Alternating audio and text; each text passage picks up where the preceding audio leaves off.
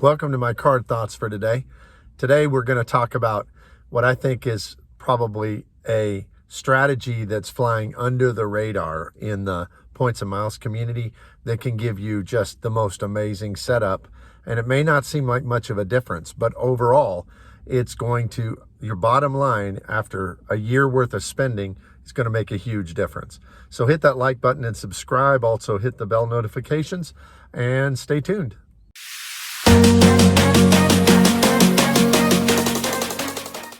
Okay, what I want to talk about is what's already my favorite credit card setup, which is the Citi setup.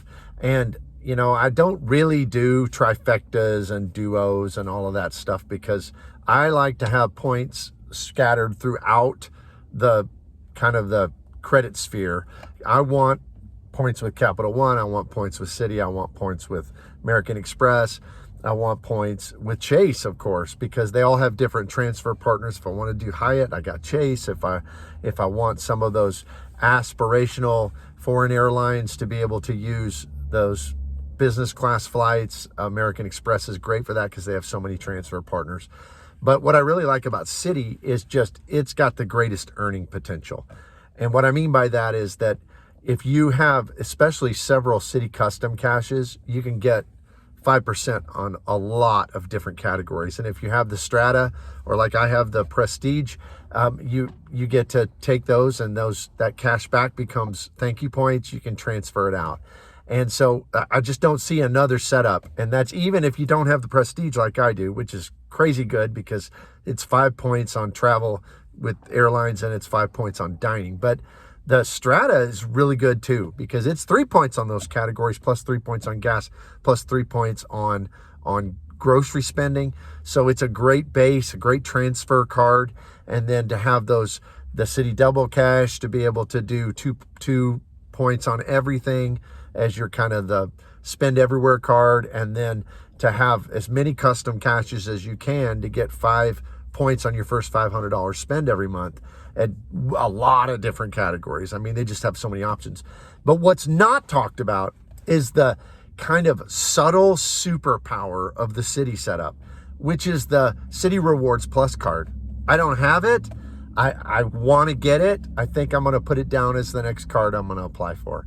But I'm kind of in a holding pattern right now because of just too many, I've had too many cards too recently, and then also because I just have had too many credit pulls. So I'm waiting, but the next card I get, I'm going to try to get the Citi Rewards Plus. And it's not because of the multipliers. The multipliers are not good. It will be in my wallet after I hit the spend bonus number. Then from that point forward, it's going to be my under $10 card. That's basically what it's going to be. So if I'm buying a drink at a gas station or candy bar somewhere, or a little breakfast sandwich for $3 or something like that, then I'm going to use that card because it rounds up to the next 10 points. So it's a great card if you're spending $2 somewhere or $3. So that's pretty much what it's going to be. But the real reason I want it in my wallet is because it has one really unique, different, strange feature that other cards don't have. And that is the 10% point rebate when you use points. And particularly for me, it'll be just for transfer partners. So it's up to 100,000 points a year. So if you transfer out 100,000 points, you're going to get 10,000 points back, 10% back. Now, I did some math on this. So the cards that earn 5 points per dollar with this card, if you only use it for transfer partners, they earn 5.5. So 5.5. Where are you going to find that? 5% is the gold standard. And this makes the Citi Trifecta above the gold standard of 5% or 5 points per dollar. And so that means my Prestige, every time I dine out, really I'm going to be earning 5.5 points. When I'm using in the different categories, I have 2 custom cash cards.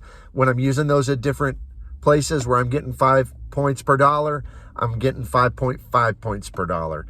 That is just amazing. So on my gas, I'm going to get 5.5. On my groceries, I'm going to get 5.5. On my travel, I'm going to get 5.5. And on my dining, I'm going to get 5.5 when I have that card.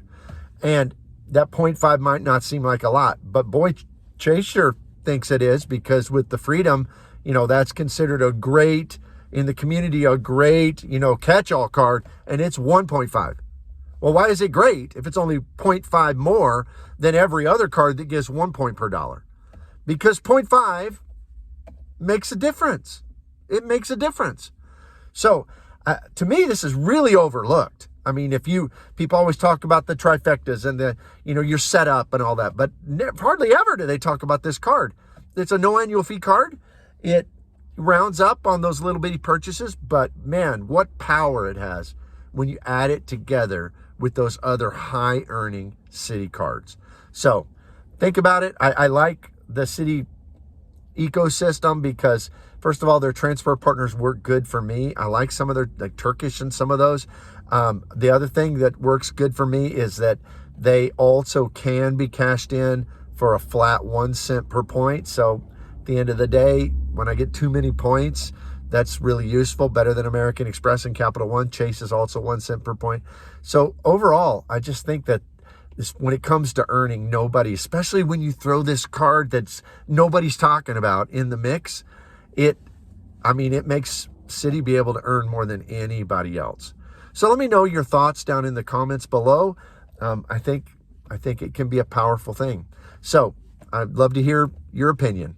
Have a great day. We'll see you here next time.